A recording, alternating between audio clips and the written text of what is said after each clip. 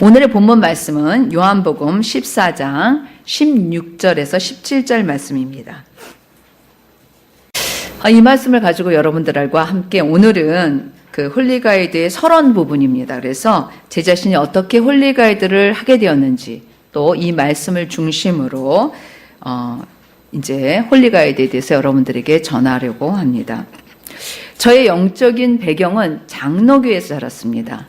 저는 초등학교 4학년 때부터 고등학교를 졸업할 때까지 한남동에 있는 장로교에서 자랐습니다. 그래서 사실 이렇게 성령님에 대해서 거의 들어본 기억이 없습니다. 언제 이제 그 성령님이라는 단어가 많이 나오냐면 부흥회 때 찬양을 부르는 찬송을 부르는 찬송의 가사들이 성령이 오셨네 뭐 이런 찬양을 많이 부릅니다. 부흥회 때는. 그래서 성령님이 계시는구나 이런 걸 알게 되었고, 또 한 가지는 부흥회 때만 나타나는 이상한 현상들이 있습니다. 사람들이 쓰러지기도 하고 막 귀신이 나가기도 하고 그런 거를 보게 되는 겁니다. 그래서 성령님은 역사하시는 분이다. 그것이 제가 알고 있는 전부였습니다.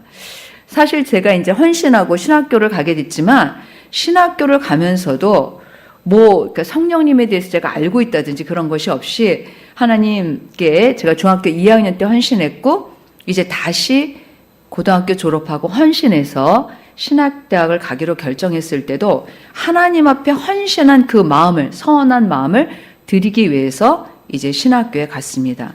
신학교에 들어가자마자 서울신학대학에 들어갔는데 성결교단입니다. 성결교단은 장로교하고 달라서 성령에 대해서 많이 열려 있었습니다. 첫 번째 만난 친구가 저한테 이런 질문을 했습니다. 너 방언 할 줄 알아? 방언이 뭔데? 그때까지 저는 방언이 뭔지도 몰랐고 방언이라는 거를 어떻게 하는지도 몰랐습니다. 근데 그 친구가 하는 말이 더 기가 막혔습니다. 방언을 못하면 구원을 안 받은 거야.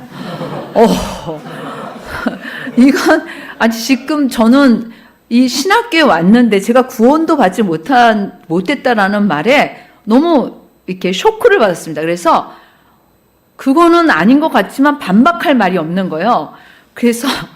그리고 왠지 그 친구가 한 말이 가슴에 이렇게 남아있는 겁니다. 그래서 하나님께 이렇게 기도했습니다. 하나님, 방언을 해야지만 구원을 받았다고 하는데 왜 저는 방언을 못할까요?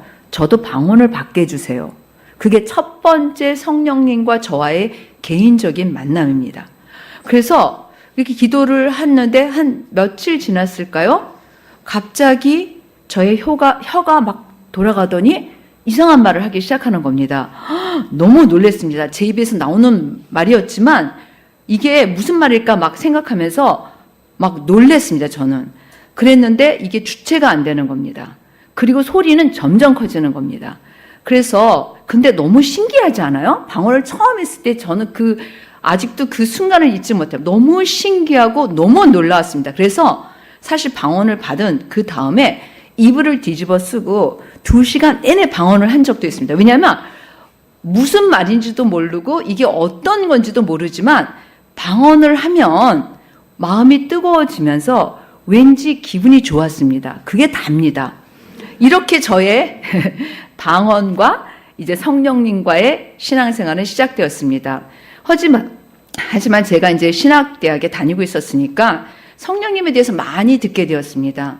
성령님께 지혜를 구해야 된다. 은사를 구해야 된다. 능력을 구해야 된다. 성령의 충만함을 구해야 된다. 이제 많이 배우게 되겠죠? 그래서 제가 이제 생각했습니다. 내가 사역자로 가려면 반드시 성령님의 능력을 받아야 되는구나. 이렇게 생각하고 이제 기도하기 시작했습니다. 저는 특별하진 않았지만 사실 대학 다닐 때 기도는 좀 열심히 했습니다. 처음에 제가 작정한 건 매일 2시간씩 기도하는 거였습니다. 그리고 매일 3시간씩 도서관에 앉아 있는 거였습니다. 그래서 1학년 때부터 사실 대학을 졸업할 때까지 거의 그거를 이렇게 지켰습니다. 그래서 그렇게 이제 기도를 하면서 성령님께 능력을 달라고 그렇게 이제 기도하는 기도도 그 안에 들어가 있었죠. 근데 어느 날 제가 이제 기도실에서 성령님의 능력을 달라고 간절히 기도하고 있을 때 대학교 2학년 때 갑자기 제 머리 위에 불이 떨어졌습니다, 여러분. 불이 떨어졌습니다. 근데 그 불이 머리만 있는 게 아니라 온 몸을 사르는 거였습니다. 정말 감당할 수 없는 불이었습니다. 방언을 받을 때하고는 전혀 다른 경험이었습니다. 어떻게 좀 설명할 수 없지만 어쨌든 제게 불이 떨어졌습니다. 이렇게밖에는 여러분들한테 온몸이 막 정말 불덩어리가 되는 것 같이 뜨거웠습니다. 근데 그렇게 성령의 세례를 받고 나서 그 다음날부터 달라지는 것이 있었습니다. 첫 번째 정말 달라진 거는 저는 성경을 하루에 10장씩 읽었는데 신학대학에 가서 성경을 읽을 때마다 사실 읽기는 하지만 그 말씀이 제대로 제게 이해가 되거나 그 의미가 알아지거나 그러지는 못했습니다. 그래서 읽는 겁니다. 왜냐하면 성경은 읽어야 돼요? 안 읽어야 돼요? 예, 읽어야 됩니다. 그래서 이제 성경을 열심히 봤습니다. 물론 말씀을 따라서 뭐 알아지는 것도 있지만 그렇다고 성경이 너무 재밌다든지 그러지도 못했습니다. 그런데 참 신기하고 놀라운 일이 일어난 겁니다. 그 다음부터 성경을 읽을 때 이게 무슨 말씀을 하시는 건지 알게 된다는 겁니다. 너무 놀랍고 너무 재밌는 거예요. 그래서 제가 성경을 읽으면서 깨달은 말씀이 너무 좋아서 다른 사람한테 이 말씀은 이런 뜻이래 라고 얘기했습니다. 그러면 다른 친구들이 이렇게 이제 반응을 해주곤 했습니다. 그 또 한 가지는 제가 성령 세례를 받고 나서 제가 여기 앞에 앉아서 기도를 하면 이쪽에 있는 사람이 방언을 받는 겁니다. 그건 참 신기한 일이었습니다. 제가 뭐 기도해 준 것도 아닌데 어쨌든 제가 있는 곳에 가면 그런 일들이 일어났습니다. 그리고 제가 대학 다닐 때는 금요 철야라는 걸 했습니다. 금요 기도회가 아닙니다. 철야는 밤새워서 그러니까 그 저녁부터 새벽 예배가 드려지는 시간까지를 금요 철야라고 합니다. 그때는 그냥 금요 철야예요. 금요 기도회처럼 우리처럼 간단하게 끝나지가 않았습니다. 그런데 이렇게 이제 저희가 같이 이제 예배를 드리고 같이 이제 이렇게 동그랗게 앉아서 기도를 하면 저 사람의 문제를 알겠는 거예요. 이건 또 뭘까? 그래서 기도하다 보면 바로 앞에 앉아있는 강혜경 권사님의 문제가 알아지는 거예요. 그래서 참 이상하다. 이게 뭘까? 이러면서 근데 이 사람이 자기 막 고민을 얘기해요. 그리고 이제 서로 기도를 나누는데 그래서 제가 제 마음속에 이런 생각이 들어요. 그러고 얘기하면 맞는 겁니다. 참 놀랍지 않아요? 저는 제가 무슨 은사를 가졌는지 뭘 어떻게 받았는지 아무것도 모르는 상황 가운데 이렇게 이제 성령님과 함께 사역을 시작하게 되었습니다. 그리고 또 한 가지는 제가 대학교 때 성령님이 저한테 시키신 사역이 있었습니다. 그것은 중보 기도입니다. 저는 대학교 1학년 때부터 그 세계 기도 정보 카드라는 조이 선교사에서 나온 이만한 세계를 위한 카드가 있었습니다. 그걸 한 장씩 매일 기도하고 있었는데 한 나라씩 기도하고 있었는데 이제 저의 그런 형식적인 어떻게 보면 기도에서 성령 세례를 받고 나서부터는 그 나라를 위해서 정말 기도하는 사람이 되었고 제가 다니던 학교를 위해서 기도하게 되었고 학장님을 위해서 기도하게 되었고 제 주변에 있는 사람들을 위해서 중보 기도하는 그런 것들을 시작하게 되었습니다. 사실 저를 위해서 뭐 기도를 그렇게 많이 하지는 않았어요. 그래서 대부분의 기도가 그렇게 이제 중보 기도를 하게 되었고 제가 이렇게 기도할 때 지금도 그렇지만 그때도 찬양을 불렀습니다. 저는 기도할 때 정말 제 마음을 하나님 앞에 이렇게 드리는 걸 어떻게 할 줄 몰라서 찬양을 드리는 그런 시간을 가졌습니다. 그리고 그런 생각이 들었습니다. 왜 나만 하나님한테 말씀을 드릴까? 하나님도 나에게 말씀하신다고 그랬는데 그래서 기도 시간 끝에 10분은 하나님의 말씀을 듣는 시간으로 정하고 그 시간에 기다리고 있었습니다. 물론 여러분 아무 소리도 듣지 못할 때도 있었습니다.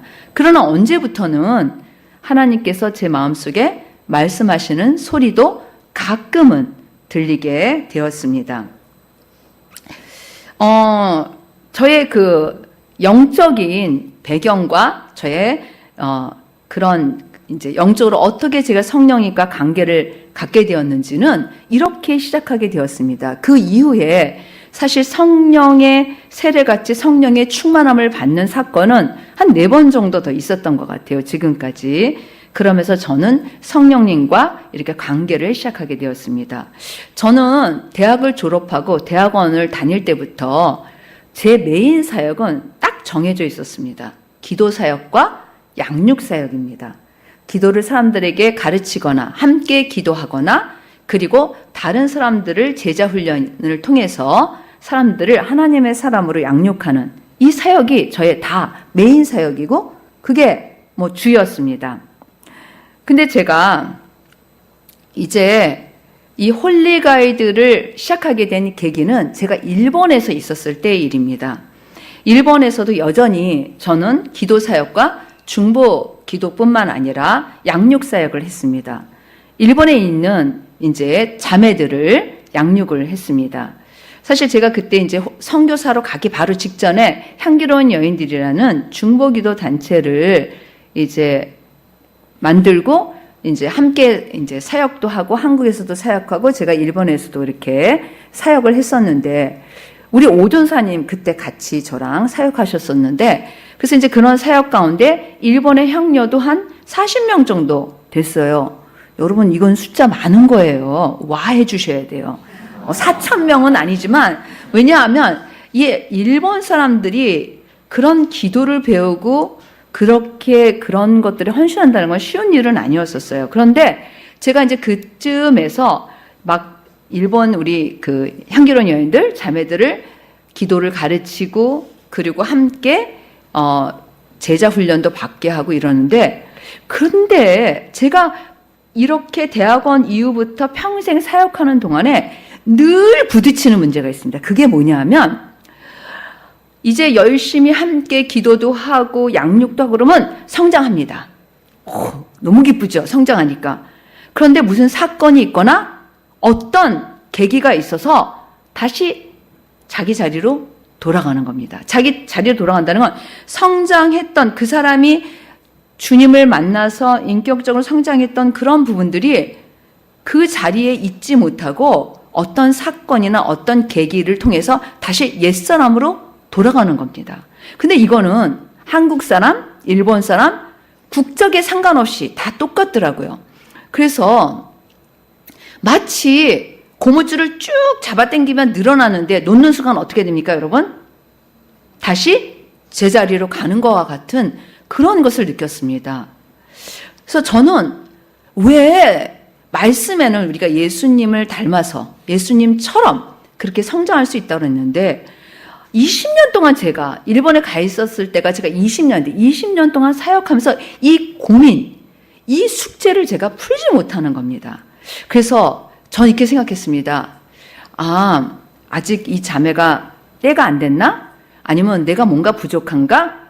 아니면 이 자매는 좀 성장이 느린가 보다. 뭐 이렇게 이런 일들이 일어날 때마다 이 자매는 맞아. 아직까지 상처가 치유가 안 돼서 그럴 거야. 뭐 제가 이제 그런 합당한 이유를 생각을 해요. 그래서 더 열심히 해봅니다. 근데 마찬가지입니다. 정말 어떻게 그렇게 쉽게 돌아갈 수 있는지 그것이 저한테는 이제 질문이 되었고 조금 사역을 하면서 제 마음에 고민뿐만 아니라 실망이 되기도 했습니다. 그래서 저는 생각했습니다. 무엇 때문에 이와 같이 사람들이 계속해서 원점으로 돌아가는 걸까? 이제는 제가 왜 생각했던 이유 있잖아요. 그런 것들을 다 그냥 치워버렸습니다. 왜? 그러기에는 너무 제가 양육사역 하니까 많은 사람들을 양육했는데 대부분의 사람들이 그러는 겁니다. 아주 정말 소수의 사람들만 성장하고 대부분의 사람들은 계속해서 성장하기보다는 성장하다가 원점으로 가고 다시 또 헤매다가 조금 더 가다가 원점으로 가고 이게 그냥 패턴입니다. 패턴. 신앙생활의 패턴. 그러니까 결국 저는 이제 어떤 부분에서 영적으로 지치는 겁니다. 왜냐하면 목자의 기쁨은 성장할 때 있습니다. 같이 한번 따라서 해보겠습니다. 목자의 기쁨은 성장할 때 있다. 예, 근데 이 성장을 못하는 거를 보니까 얼마나 마음이 힘든지 모릅니다. 그래서 정말 그런데 제가 생각하는 그런 개인적인 이유나 저의 부족함으로 생각하기에는 너무나 많은 사람들이 그러는 거예요. 그래서 저는 이제 다시 한번 이 문제를 진지하게 생각하기 시작했습니다. 그리고 제 자신이 답답했습니다. 이 문제를 해결해야 되겠다. 내가 이 문제에 정말 직면해야 되겠다. 이런 생각이 들었습니다. 그래서 이 문제를 어떻게 풀까? 왜 사람들이 이렇게밖에는 안 되는 걸까? 그렇게 많은 시간, 심지어 어떤 자매는 10년을 가르쳐도 여전히 같은 거예요. 그걸 반복하는 게. 대부분 5년 이상이에요. 여러분들은 어떻습니까?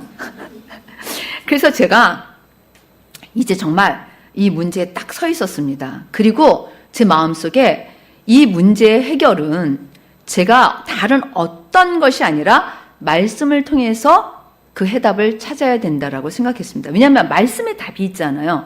그래서 다시 저는 말씀을 읽기 시작했습니다. 아주 꼼꼼하게 좀 깊이 묵상하면서 특별히 사복음서를 중심으로 말씀을 묵상했습니다.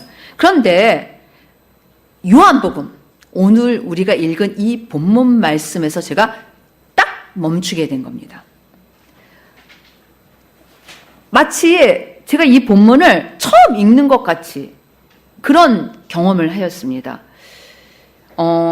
앞에서 말씀드린 대로 저는 성령님 없이 신앙생활을 하지는 않았습니다. 왜냐하면 제게는 은사도 있었고 성령님의 도우심도 구했고 성령의 능력도 구했고 성령님께서 또 지혜를 주셔서 오히려 성령님과 함께 사역하고 있었기 때문에 제가 성령님에 대해서 잘 모른다거나 아주 좀 잘못 이해하고 있다거나 그렇게 생각하고 있지는 않았기 때문입니다.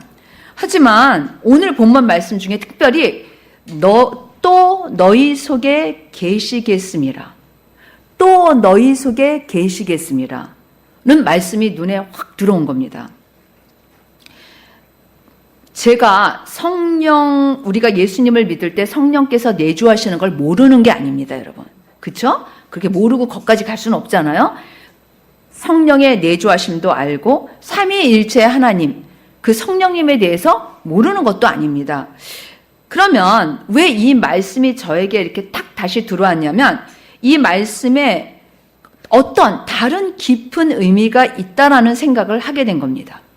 그러면서 일시적으로가 아니라 이 말씀 전체에서 보면 성령님이 우리와 영원히 함께 하시고 우리 안에 거하신다고 말씀하셨는데 갑자기 내 안에 영원히 계시는 성령님을 생각하니까 난 얼만큼 그걸 인식하고 있나 라는 생각이 드는 겁니다.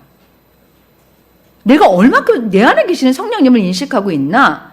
늘 계시잖아요. 내가 사역을 할 때 도우심을 구하고 내가 어떤 일이 있을 때 도우심을 구하고 내가 은사를 사용할 때 성령님 도와주세요 이러는 관계, 내가 어떤 질문이 있을 때 성령님 이건 어떤 거예요? 라고 묻는 이런 관계가 아니라 이 성령님이 내 안에 거하신다는데 내가 이거에 대해서 얼만큼 알고 있나 라는 생각이 들었기 때문입니다.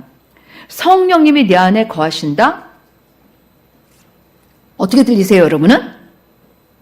지금 여러분들이 너무 잘 배워서 당연한 걸 묻습니까? 이렇게 생각하겠지만 그때 저는 진지하게 생각해 보지 못한 거였습니다. 이 말씀이 저에게 진지하게 생각해 보지 못한 말씀이었습니다. 그것은 제가 사역할 때 도우심을 구하고 부분적으로 성령님을 찾는 그것과는 다른 의미의 성령님이 내 안에 거하신다라는 것을 이제 좀 생각하게 된 겁니다. 그래서 저는 오늘에 나온 이 본문뿐만 아니라 성경을 읽었습니다. 계속해서 복음서에서 예수님이 말씀하시는 성령님에 대해, 그리고 이제 또 사도행전에 성령님의 사람들이 어떻게 했는지에 대해, 그리고 서신서들을 통해서는 성령님을 따라서 사는 신앙생활은 무엇인지에 대해, 그렇게 이제 성령님에 관한 것들에게 초점을 맞춰서 이제 말씀을 읽기 시작했습니다. 그러면서 저는 이렇게 성령님에 대해서 관점을 가지고 읽는 동안에 제가 이전에 알고 있던 성령님에 대한 것이 얼마나 저의 좁은 지식인가를 깨닫게 되었습니다.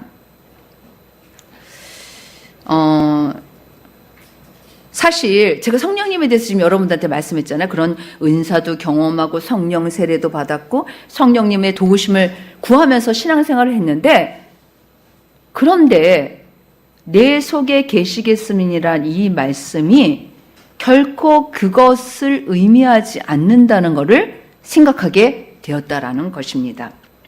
그래서 이제 말씀을 쭉 계속해서 보면서 저는 영적으로 제 자신에게 직면하게 되었습니다.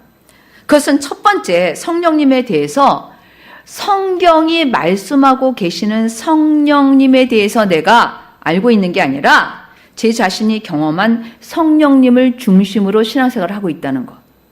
두 번째는 성령님을 통해 말씀을 깨닫기보다는 저의 이런 좁은 신앙적인 관점으로 말씀을 읽기 때문에 편파적으로 말씀을 깨달을 수밖에 없다는 것.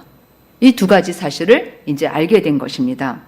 그래서 저는 저의 신앙생활, 먼저 다른 사람을 양육하기 이전에 저의 신앙생활에 정말 새로워져야 된다는 그런 직면을 하게 된 것입니다.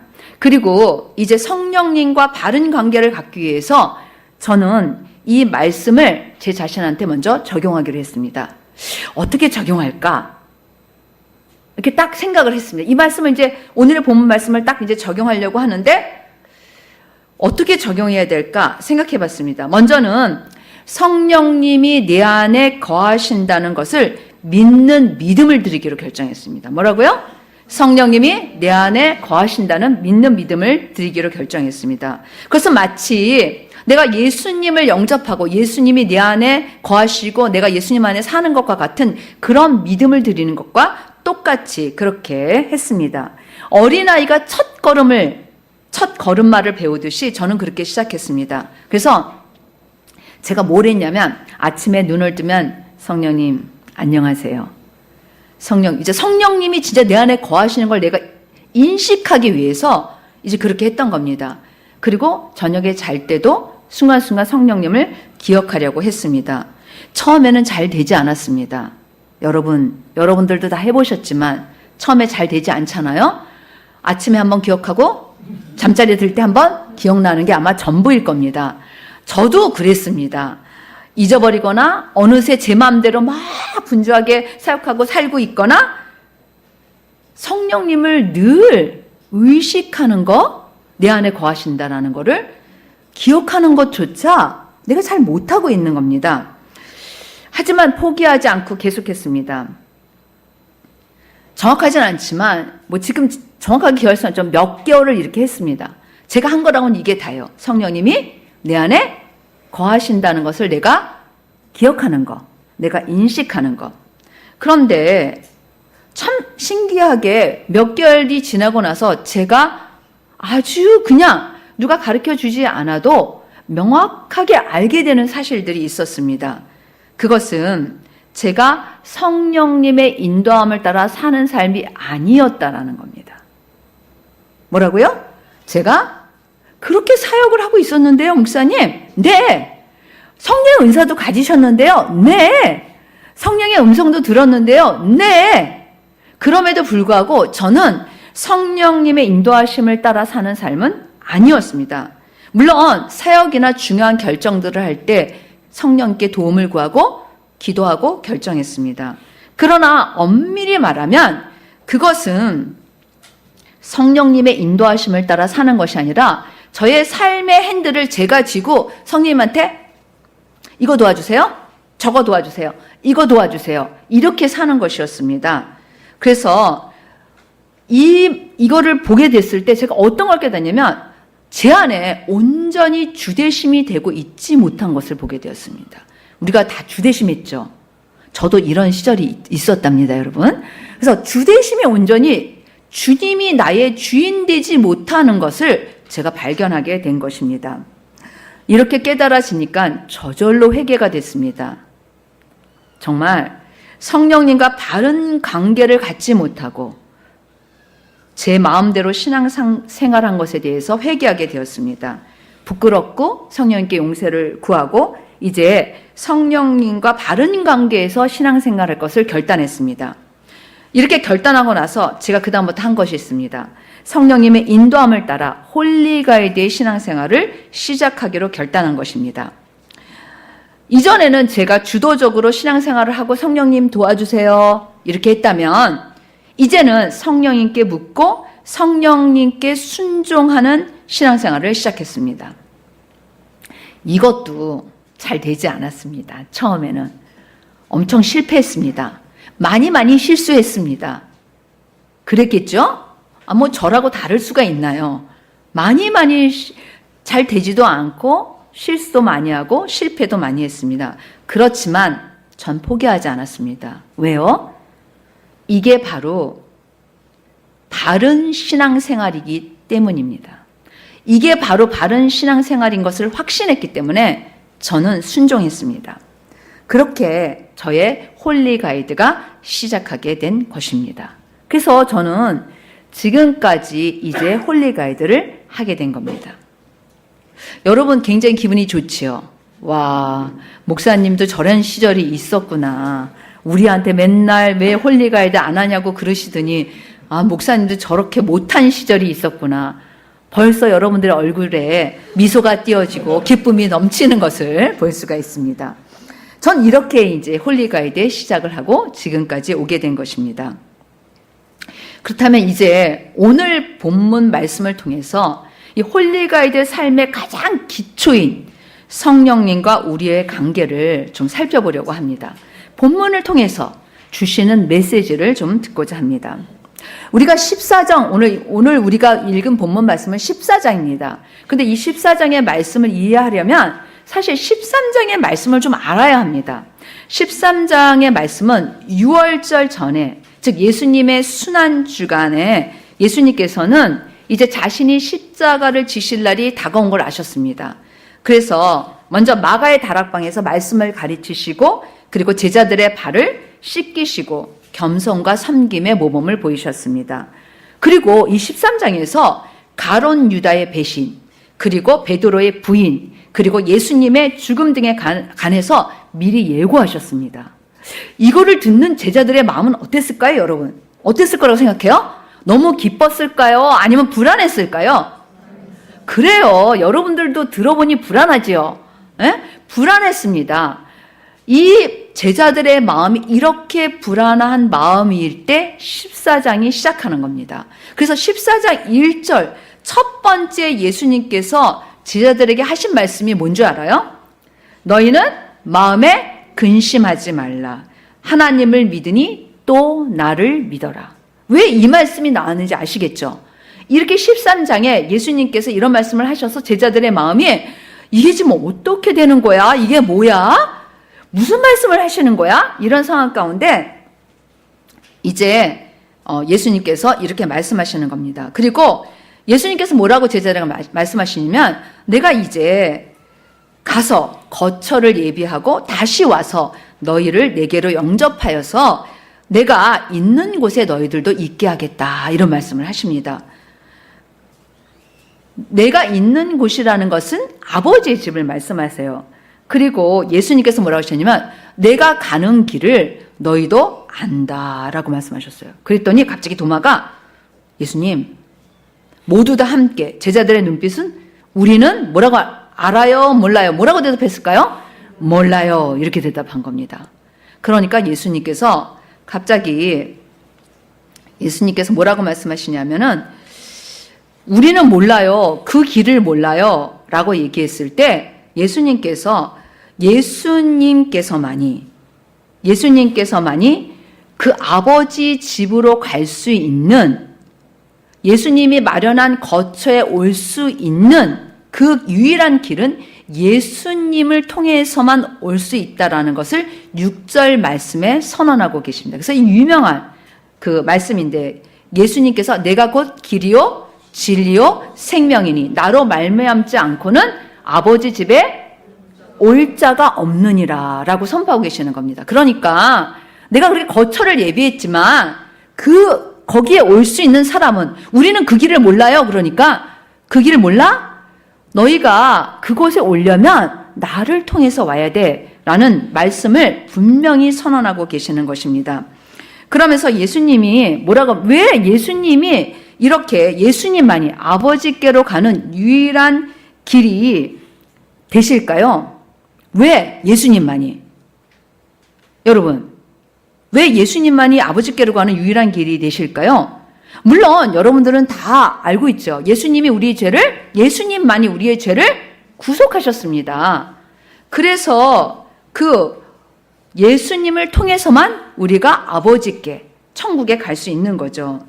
그러나 예수님은 그러한 예수님의 사역이 어떻게 시작되고 어떻게 이루어지는 것인지에 대한 아주 더 본질적인 핵심적인 근본적인 대답을 7절 말씀에서 하고 계십니다.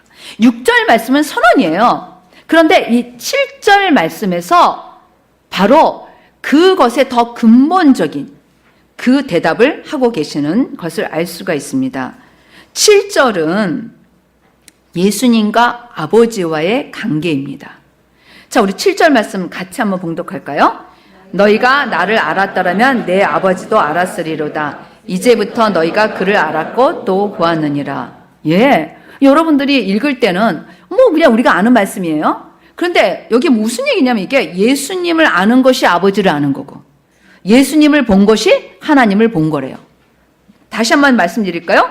예수님을 아는 것이 누구를 아는 거라고요? 아버지를 아는 것이고 예수님을 본 것이 하나님을 본 것이라는 거예요. 결국 이 말은 아버지와 예수님은 뭐라는 거예요?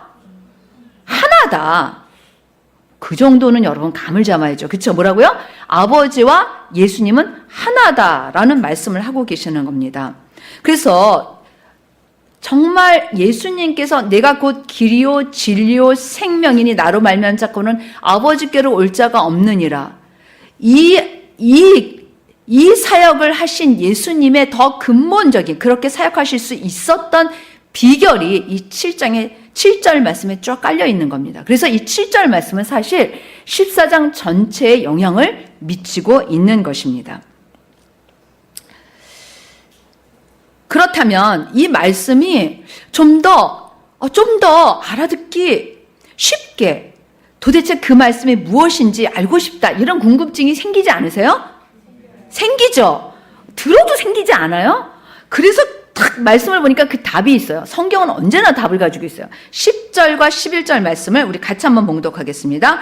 내가 아버지 안에 거하고 아버지는 내 안에 계신 것을 내가 믿지 아니하느냐? 내가 너희에게 이른 말은 스스로 하는 것이 아니라 아버지께서 내 안에 계셔서 그 일을 하시는 것이라.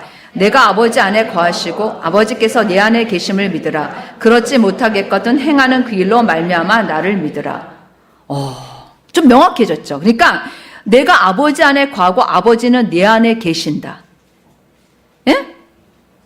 그러니까 7절 말씀에 예수님을 아는 것이 아버지를 아는 것이고 예수님을 본 것이 하나님을 본 것이라는 말씀에 좀 더 구체적으로 아버지와 예수님의 하나됨을 10절과 11절에서 아주 쉽게 말씀하시는 거예요. 내가 아버지 안에 거하고 아버지는 내 안에 계신다. 그리고 내 말과 사역은 내가 하는 게 아니야.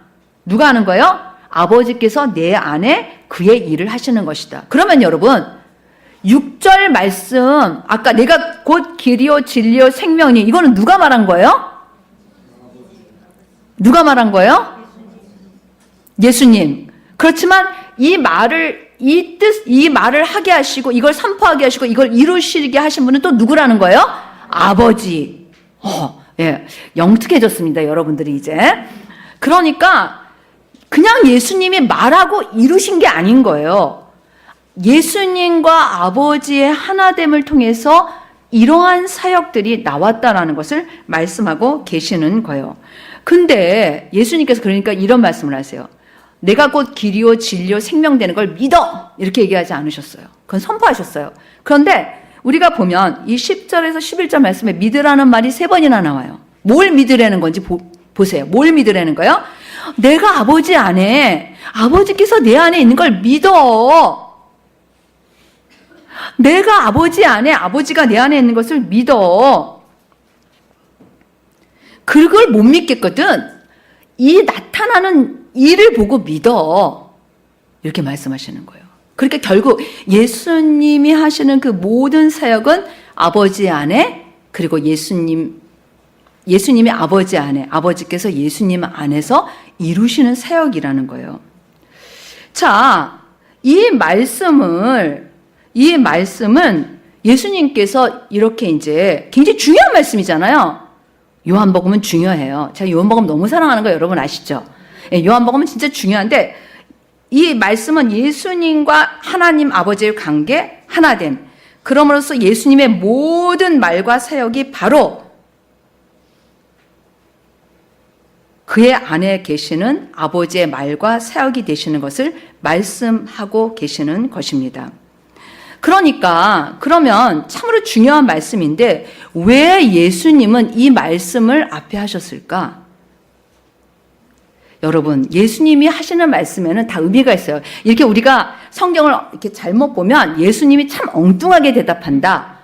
갑자기 A를 물었는데 B를 대답한다. 이렇게 성경을 느낄 때가 있어요. 그런데 실은 말씀을 자세히 보면 그 말씀의 의미를 살펴보면 예수님이 왜 그렇게 대답하셨는지를 우리는 알 수가 있는 겁니다. 예수님은 이 말씀이 진짜 중요한데 왜 중요하냐면 잘 들으셔야 돼요, 여러분. 예수님은 아버지와 예수님의 관계와 사역을 통해서 예수님과 우리와의 관계가 그렇게 되기를 원하시는 것입니다. 정말 너무 멋지지 않아요? 그러기 때문에 이 말씀을 하시는 거예요. 그래서 그 다음에 나오는 말씀을 보면 먼저는 예수님이 우리가 어떤 일을 할 수 있는지를 말씀해 주셨고 그 다음에 그것을 이루기 위해서 너희는 어떻게 돼야 된다라는 것을 말씀하신 거예요. 어떻게가 오늘의 본문이고 그리고 우리가 어떤 사역을 할 수 있는지가 12절 말씀이에요. 사실 이 12절 말씀은 굉장히 많은 사람들이 설교해요. 여러분 믿음을 가지면 우리가 예수님 안에서 예수님의 이름으로 예수님만큼 일할 수 있고 예수님처럼 일할 수 있고 예수님보다 더 큰 일도 할 수 있습니다. 근데 진정으로 그 의미를 깨닫게 되면 훨씬 어떻게 보면 쉬워요. 자, 우리 한번 좀 살펴보도록 하겠습니다. 먼저 12절과 14절 말씀을 우리 함께 12절부터 14절 말씀을 함께 봉독하죠. 내가 진실로 진실로 너에게 이르노니 내가 하는 일을 그도 할 것이요 또한 그보다 큰 일도 하리니 이는 내가 아버지께로 가니라. 너희가 내 이름으로 무엇을 구하든지 내가 행하리니 이는 아버지로 하여금 아들로 말미암아 영광을 받으시게 하려 함이라. 내 이름으로 무엇이든지 내게 구하면 내가 행하리라. 예. 이 말씀은 예수님 안에서 우리가 어떤 일을 할 수 있는지 또 우리가 어떻게 살아야 하는지를 말씀하고 계시는 거예요. 예수님 안에 있는 우리는 어떤 일을 하면서 어떻게 살아야 되는지 최소한 예수님처럼이에요. 따라서 해보세요. 예수님처럼. 그 다음에 뭐라 그랬어요? 그보다 큰 일. 그러니까 예수님처럼은 그냥 보통이고요. 그보다 더 큰 일까지가 우리의 사이즈인 거예요. 예수님이 원하시는 삶은 우리에게 원하시는 삶은 내가 하는 일을 너도 할 것이요 그보다 큰 일도 해야 한다. 이런 말씀인 거예요. 이제 이해가 되셨죠? 이게 예수님이 그리스도 안에 있는 자들에게 요구하시는 삶이에요. 그저 이 땅에서 평범하게 사는 삶이 아니에요. 뭐라고요? 우리는 평범하면 안 돼요. 여러분은 평범하게 원하세요? 뭐 이렇게 물었으니까 지금 어떻게 평범하게 살겠다고 하겠어요. 하지만 우리는 평범한 삶을 살라고 예수를 믿게 된 게 아니에요. 우리는 이 땅에 하나님의 나라를 나타내는 삶이에요. 그것에 대해서 예수님이 말씀하시는 거예요. 이 땅에서 그냥 평범하게 먹다가 자다가 일하다가 죽는 그런 삶이 아니에요. 하나님의 나라를 나타내는 삶이라는 거예요. 아주 포인트가 너무나 명확해요. 그런데 예수님께서는 이렇게 탁 말씀을 하셨어요. 그 다음에 그런데 너희가 그 일을 할 수 있는 키가 무엇인지에 대해서 오늘의 본문으로 말씀하고 계시는 것을 알 수가 있어요. 우리 16절 17절 말씀 같이 한번 봉독할까요? 내가 아버지께 구하겠으니 그가 또 다른 보혜사를 너희에게 주사 영원토록 너희와 함께 있게 하리니 그는 진리의 영이라. 세상은 능히 그를 받지 못하나니 이는 그를 보지도 못하고 알지도 못함이라. 그러나 너희는 그를 아나니 그는 너희와 함께 거하시며 또 너희 속에 계시겠습니다. 예, 제가 이 말씀의 의미를 살펴보기 전에 앞에 있는 말씀을 다시 여러분들한테 좀 상기시켜 드리도록 하겠습니다. 예수님은 아버지 안에, 예수님께서 아버지 안에, 아버지가 예수님 안에 계시고 예수님이 하시는 모든 말과 사역은 아버지께서 예수님 안에서 행하시는 일이라고 말씀했습니다. 제 말이 아니에요, 여러분. 지금까지 같이 살펴봤죠? 고개가 이렇게 돼야 됩니다. 아니, 이러면 안 돼요. 왜냐하면 말씀이 증거하고 있기 때문에. 그러니까 즉 예수님의 모든 사역은 아버지와 예수님의 하나됨과 사역이 있다는 거예요. 그렇죠? 그게 메인인 거예요. 그걸 말씀하셨어요. 그런데 예수님은 오늘 12절에서 14절에 우리가 예수님 안에서 어떻게 사역해야 되는지를 말씀하시고 이제 그 일을 이룰 수 있는 것이 바로 성령님이 우리 안에 거하시는 거라고 말씀하시는 거예요. 성령님이 우리 안에 거하시는 겁니다. 이것이 그냥 성령님이 내 안에 거하신다. 그래, 그냥 내가 예수 믿을 때 성령님 내 안에 거하시지. 그냥 그걸 내가 그냥 아는 거 단순히? 내가 그냥 그렇게 읊는 거? 아무 소용없어요, 여러분. 이 말씀의 의미는 예수님과의 하나됨을 말하고 있는 거예요. 예수님 안에 예수님이 내 안에 거하심을 말씀하고 있는 거예요. 이 말에, 이 16절에서 17절의 이 말씀은 성령님이 오심으로써 예수님 안에 예수님이 내 안에 거하신다라는 그런 말씀이에요. 그러면 이제 사역은 끝났지 않았어요? 아니, 12절이 어렵습니까? 쉽습니까? 대답을 해보세요. 어렵습니까? 쉽습니까? 아니, 왜 아직도 감을 못 잡으셨어요? 성령님이 내 안에 거하신다라는 것은 예수님 안에 예수님이 내 안에 거하신다라는 거예요. 그러면 내가 하는 사역은 누구의 사역이라는 거예요? 예수님의 사역. 그것은 곧 성령님의 사역이라는 거예요. 그래서 단지 성령님이 우리와 함께 우리 안에 계신데 성령님이 계셔서 막 우리한테 능력을 주시고 너무 좋아. 성령님이 내 안에 계신데 그 정도 가지고는 인생이 안 바뀌어요. 여러분들의 크리스천의 삶이 안 바뀌어요. 그 정도 가지고는 여러분들이 변화되지 않아요. 해봤잖아요, 제가. 에?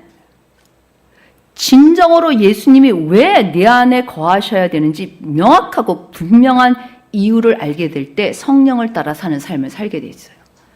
내 마음대로 조금 따랐다가 버렸다가 기다리게 했다가 아니면 도우심을 구했다가 이렇지 않고 왜 내가 성령님과 함께 성령님을 따라 살아야 되는지에 대한 분명한 그러한 이유를 알게 되는 겁니다. 사실 저는 이 요한복음 14장 12절 말씀을 참 좋아했었어요. 그래서 설교도 여러 번 했어요. 그런데 그때는 제가 이 말씀을 이렇게 깊이 있게 깨닫지 못했어요.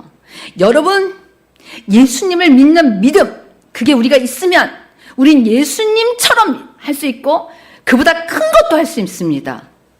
사실 맞기는 맞아요. 메시지가 틀리진 않았어요. 그렇지만 그 깊이가 다른 거예요. 그 깊이가. 저는 겉만 말한 거예요. 알아듣고 계실까요? 네. 알아들었으면 좋겠어요. 저는 겉만 말하고 있는 거예요. 틀린 말은 아니에요. 그렇지만 진정으로 그렇게 될 수 있는 비결이 훨씬 더 중요한 거예요. 예수님께서 아까 자기 선언하셨잖아요. 내가 곧 길이요 진리요 생명이니 나로 말미암지 않고는 아버지께로 올 자가 없느니라. 그런데 그것은 바로 아버지가 내 안에, 내가 아버지 안에 있어서 아버지께서 행하시는 일이다 라는 거예요. 그러면 목사님, 정말 그럴까요?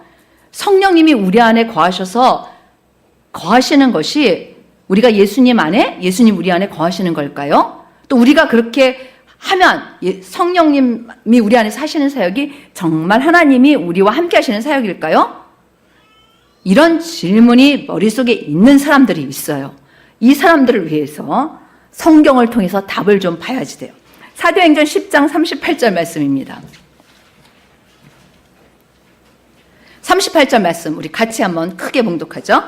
하나님께서 예수에게 성령과 능력을 기름 붓듯 하셨음에 그가 두루 다니심에 선한 일을 행하시고 마귀에게 눌린 모든 사람을 고치셨으니 이는 하나님이 함께 하셨습니다. 예수님이 육신을 입고 이 땅에 오셨어요. 물론 예수님이 세례 받으실 때 비둘기같이 성령이 그 위에 강림하셨어요. 그런데 그 모든 예수님의 처음부터 끝까지의 사역을 함축해서 지금 이 사도행전 10장 38절의 말씀이 표현하고 있는데, 이 말씀은 하나님께서 예수님에게 성령과 능력을 뭐라 그랬어요? 기름 붓듯 하셨다고 말씀하셨는데, 여기서 성령은 Holy Spirit을 얘기하는 거예요. 어떤 은사를 말하는 게 아니에요. 성령님 그분이 함께 하셨다라는 거예요. 의심스러우면 나중에 찾아보세요. 그래서 성령님이 그와 함께 하셔서 예수님이 그런 사역을 하셨다는 거예요. 그리고 그것이 뭐라 그랬어요? 뭐라고 말했습니까? 하나님이 함께 하셨습니다. 놀랍지 않아요? 제가 지금까지 여러분들과 함께 나눴던 그 말씀을 그냥 이 한 절이 함축적으로 말씀해 주시고 계시는 거예요. 예수님은 우리가 이렇게 살기를 원하시는 거예요. 그래서 우리에게 성령을 주신 거예요. 우리와 함께, 그리고 우리 안에.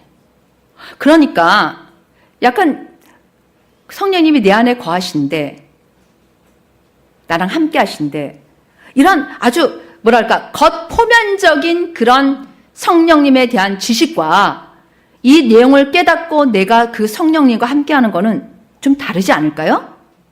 좀 다르지 않겠습니까, 여러분? 네. 인생이 바뀌는 겁니다. 예수님은 우리의 관계가 이렇게 예수님과 아버지와의 관계처럼 되기를 원하셨어요. 그리고 우리가 그 안에서 이창기 목사님의 말씀에 의하면 그 생명 안에서 열매를 맺기를 원하셨어요. 우리가 따로 열매를 맺는 게 아니라 그 생명 안에서 열매를 맺기를 원하셨어요. 성경에 너무 많은 구절들이 그걸 나타내고 있지만, 그래도 또 의심하는 사람이 있을까봐 답을 찾아봐야 돼요. 다는 아니어도 두 구절을 찾아보겠습니다. 요한복음 17장 11절 21절 말씀이에요. 그냥 같이 연결된 말씀은 아니지만 11절 21절 같이 읽겠습니다. 시작. 나는 세상에 더히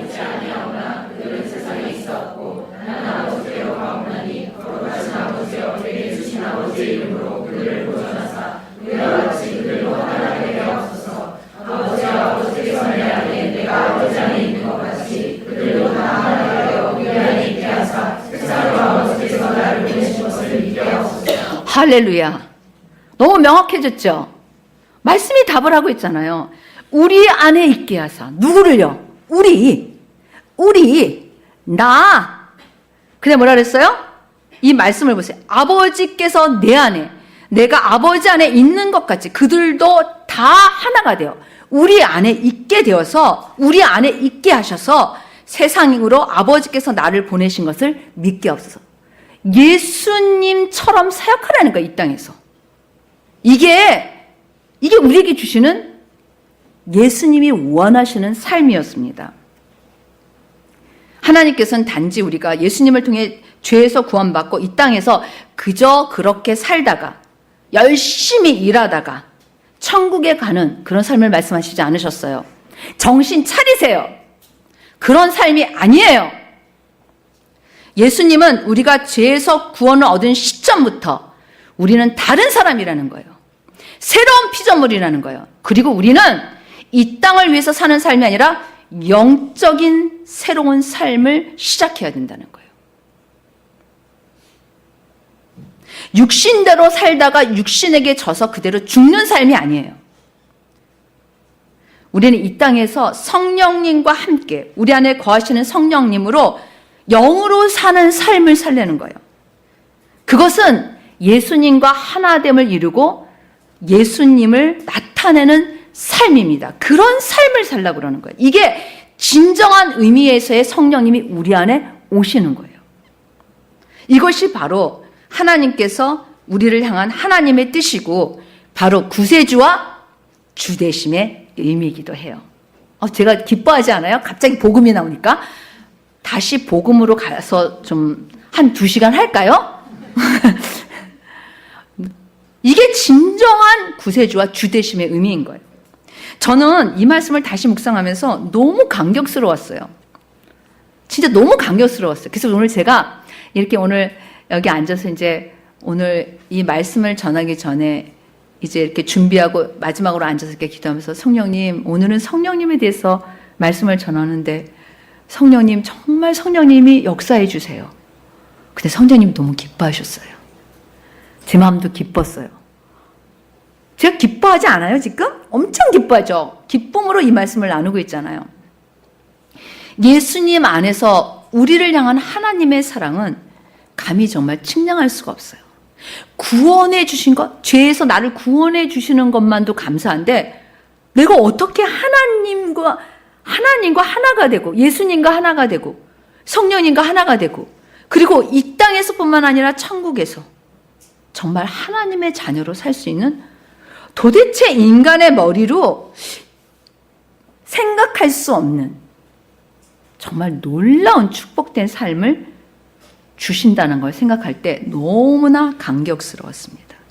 이것이 바로 성령님이 우리 안에 거하시는 이유입니다. 저는 이 말씀을 깨닫고 적용하면서 정말 홀리 가이드를 시작하게 되었고 계속해서 성장하고 있습니다. 말씀을 다 나누니까 12시 반이에요. 그렇지만 아직 설교는 안 끝났어요. 제가 이창호 목사님한테 그랬어요. 나는 오늘 끝장을 볼 거다. 그러니까 여러분 평안히 앉아 계세요. 제가 이 홀리 가이드를 하면서 도대체 제 삶에 무엇이 달라졌는지 마지막으로 여러분들한테 간증을 하고 말씀을 마치도록 하겠습니다. 첫 번째, 주인이 바뀌었습니다. 제 삶의 주인이 제 자신이었다면 홀리 가이드의 삶은 주인을 그리스도로 바꾸었습니다. 그것은 제 자신이 성령님을 따라 살지 않으면 결국 제가 주인 된다는 걸 철저하게 깨닫게 하셨어요. 그냥 내가 아무리 그냥 난 주님이세요 말해도 소용없어요. 말해도 소용없고 내가 스스로 애써도 소용없어요. 성령님이 내 안에 인도하시고 그리고 내가 그것을 따라갈 때만 그리스도가 주인이 되신다는 것을 분명히 알게 하셨습니다. 두 번째, 판단의 기준이 분명하게 되었어요. 판단의 기준. 말씀입니다. 성령님을 따라 사는 삶은 말씀을 따라가는 삶이었습니다. 분리된 삶이 아니에요. 말씀 따로, 성령님 따로. 그게 아니에요. 성령님을 따라가는 삶은 말씀을 따라가는 삶이에요. 저는 그래서 전신갑주 입는 기도 중에 구원의 투구를 우리가 쓰잖아요. 그때 저는 항상 이렇게 선포합니다. 제 생각과 제 마음의 기준은 하나님의 말씀입니다. 저는 성령님의 인도함을 따라서 오늘도 살아갑니다. 그러니까 제가 어떠한 것들을 생각하고 어떠한 것들을 마음으로 결정하든지 저의 기준은 뭐라는 거예요? 말씀이라는 거예요. 전에 제가 홀리 가이드를 하지 못했을 때는 저의 마음과 생각의 기준이 말씀인 것도 있고 저도 모르게 부분적으로는 제 자신이 것도 있었습니다. 그거를 이제 홀리 가이드를 하면서 깨닫게 되는 거예요. 사실 그 전에는 전 말씀이라고 생각했어요, 여러분. 전 별로 그렇게 많이 죄짓진 않았어요, 여러분. 저도 나름 열심히 사역하면서 살았었어요. 그러나 홀리 가이드를 했을 때 너무 명확하게 다른 거예요. 주인이 바뀌자 성령님은 말씀을 통해서 분명히 가르쳐 주셨어요. 뭘 가르쳐 주셨냐면 온전히 말씀이 기준이 될 때의 제 자신과 말씀이 기준이 될 때와 제 자신이 섞일 때의 기준이 다르다는 것을. 여러분들한테 제가 이렇게 죄에 대해서 직면해야 돼! 뭐 이런 얘기 많이 하잖아요. 넌 직면해야 돼! 이런 얘기 많이 하잖아요. 제가 직면하게 됐어요. 죄에 대해서 여러분, 제가 주인 노릇하고 있더라고요. 물론 말씀이 말하는 것을 죄라고 말하는 것도 있는데 어떤 거는 제가 생각하는 게 죄인 거예요. 참 정말 제가 저를 보게 됐습니다. 놀랬습니다. 저는 안 그렇다고 생각했어요. 아니요? 안 그렇게 뭘 안 그래요? 똑같이 저도.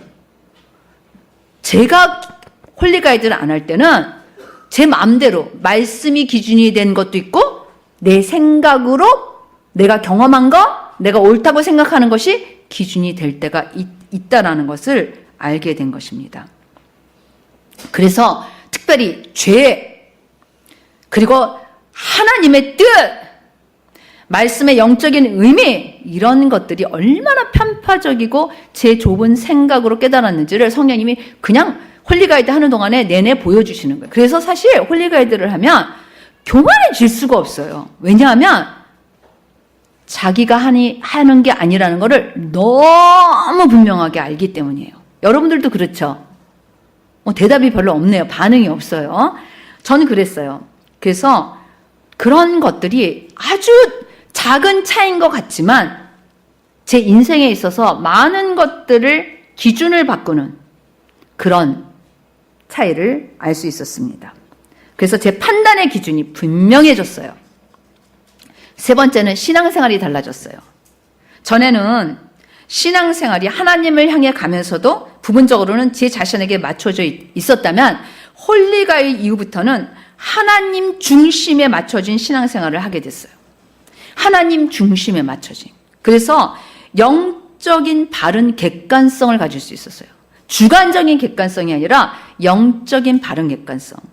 그리고 여러분 훨씬 자유롭고 성장하는 신앙생활을 하게 됐어요. 사실 저는 신학대학 다닐 때 그리고 진짜 제가 홀리가이드를 하면서 많이 느끼게 된 거는 늘 제 어깨에 짐이 있었어요. 진짜 늘 짐을 얹고 다니는 건 아닌데 늘 제 마음에 영적으로 제가 생각하면서 이 어깨 위에 짐이 있는 거예요. 없어졌어요. 죄책감? 그리고 나의 어떤 그런 생각들? 이런 짐들이 여기에 항상 놓여 있었는데 이게 사라졌어요. 그래서 훨씬 더 자유롭고 성장하는 신앙생활을 하게 됐어요. 말씀에 대해서도 좁고 편합한 저의 그런 신앙적 경험에서의 신앙생활을 벗어나서 성령님이 주시는 말씀을 통해서 하나님의 나라를 갖고 사는 신앙생활로 변화됐어요. 저 담대하잖아요. 그렇지만 제가 청령열차는 못 타요. 목마도 못 타요. 어지러워서. 그렇지만 저 담대해요. 바다를 걷는 연습을 하고 있잖아요, 저. 예? 그래서 성령님께서는 저의 신앙생활뿐 아니라 비전, 그리고 영적인 관점이 어떤 것인지에 대해서 계속해서 인도해 주시고, 그리고 준비시켜 주시고, 훈련시키시고 계신다는 것을 알 수 있었습니다. 네 번째, 성령님이 주시는 것들을 누리는 신앙생활을 하게 되었어요. 정말 저는 홀리가이드를 하기 전에는 그냥 단지 은사를 가지고 있었을 뿐이에요. 그리고 그 은사를 내가 사용한 건 아니지만 은사를 사용할 때만 성령님의 도우심을 구했어요. 그래도 저는 마음대로 쓰진 않았어요. 하지만 홀리가이드를 한 후부터는 그냥 저의 은사들은 성령님이 주신 건데 성령님이 자유자재로 쓰시는 걸 봤어요. 제가 막 이거는 돼, 이거는 안 돼. 그전에는 뭐 예를 들면 저는 반드시 나는 3번 응답받아야지만 움직여. 뭐 이런 원칙이 있었어요, 제가. 왜냐하면 실수하면 안 되니까. 반드시 3번 응답받아야지만 그 다음에 그걸 하는 거예요. 이런 뭐 자기 원칙이 있었는데 다 날아갔어요. 성령님이 하라 그러면 해요. 어떨 때는 두려움도 있어요. 나 혹시 실수해서 하나님의 영광을 가리면 어떡하지? 근데 그 속에는 뭐냐면 나 실수해서 사람들이 나를 이상하게 보면 어떡하지? 이게 진짜인 거예요. 응? 내가 실수해서 하나님의 영광에 누를 끼치면 어떡하지? 이건 겉포면이고 진짜 속에는 내가 실수해서 사람들이 날 잘못 보면 어떡하지? 여러분도 그렇죠? 아이, 솔직해져야 돼요. 그런 마음이 있는 거예요. 그런데 그런 것들이 다 날아가고 내가 실수하는 거에 대해서 내가 부족한 것에 대한 두려움이 사라졌어요. 그래서 그렇게 사라지자 성령님께서는 저의 은사뿐만 아니라 다른 많은 것들도 주셨어요. 지경을 넓혀주셨어요. 창의력, 통찰력, 분별력, 지혜. 그리고 그때마다 필요한 걸 주셨어요. 사실 저는 제가 여러분 꽃꽂이 하잖아요. 우리 교회 꽃꽂이 제가 다 하는데 꽃꽂이 배운 적 없어요. 그렇지만 그냥 성령님이 마음을 주신 대로 꽂는 거예요. 물어봐요, 매번 사람들이. 목사님 어떻게 그렇게 꽃꽂이를 하세요? 나도 몰라. 그냥 손이 가는 대로 꽂아. 그냥 색깔은 그냥 맞춰져요. 무슨 재료를 줘도 잘 꽂을 수 있을 것 같아요. 왜냐하면 제가 저를 의지하지 않아요. 그냥 성령님을 따라 꽂는 거예요. 여러분은 제가 이 하는 꽃꽂이가 그냥 내 맘대로 꽂는 거라고 생각할 수 있지만 전 이것도 성령님을 따라서 해요. 응? 그래서 제가 할 때마다 감탄해요. 와, 성령님은 진짜 꽃도 예쁘게 꽂으신다. 응? 창의력? 그냥 성령님의 것을 갖다가 쓰는 거예요. 분별력? 성령님의 것을 갖다가 쓰는 거예요. 무엇이 필요하면 성령님이 주세요. 그러나 분명히 한 가지 아는 게 있어요. 제 거 아니에요. 그건 확실히 알아요. 굉장히 행복해요. 신나요. 즐거워요. 아니, 여러분 얼마나 즐겁겠어요. 만약에 제가 꽃꽂이를 배운 적이 없는데 꽃꽂이를 하라 그러면 제가 우리 집사님한테 제가 이제 이거를 다른 분한테 꽃꽂이 사범을 가지고 계신 분들이에요. 꽃꽂이를 이제 하세요. 그러면 이러세요. 왜 그럴까요? 사범이어도 힘들다는 거예요. 왜냐하면 나 이걸 어떻게 꽂지? 여기에 맞춰져 있으니까. 뭘 어떻게 꽂지? 그냥 꽂으면 돼요. 네, 여러분. 성령님을 믿고. 되게 자유로워졌어요. 나 못하면 어떡하지? 뭐 이런 거. 나 잘해야 되는데 이런 거 없어졌어요. 뭐 여러분들한테 잘 보이고 싶은 마음도 없어졌어요. 원래도 없지만. 그래서 굉장히 새로운 것들에 도전하는 신앙생활이 아주 즐겁고 행복했어요. 그래서 저는 홀리가이드를 통해서 어떤 기분을 느끼세요? 어떤 기분을 느낄까요? 제가 행복해요. 진짜 행복한 거예요. 그래서 제가 우리 교인들한테 물어봐야 되겠어요. 저 행복해요? 안 해요? 이건 진짜인 거죠, 그러면? 근데 왜 이렇게 작게 얘기해 주는 거예요?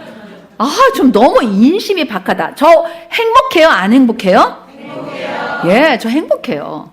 이게 홀리가이드를 따라 살면서 성령님 것을 누릴 때 오는 기쁨이에요. 다섯 번째는 성장하는 신앙생활을 하게 되었어요. 홀리가이드의 삶은 평탄한 길을 말하는 건 아니에요. 오히려 믿음의 도전과 자신의 한계를 넘기 위해서 철저히 순종해야만 하는 길이에요.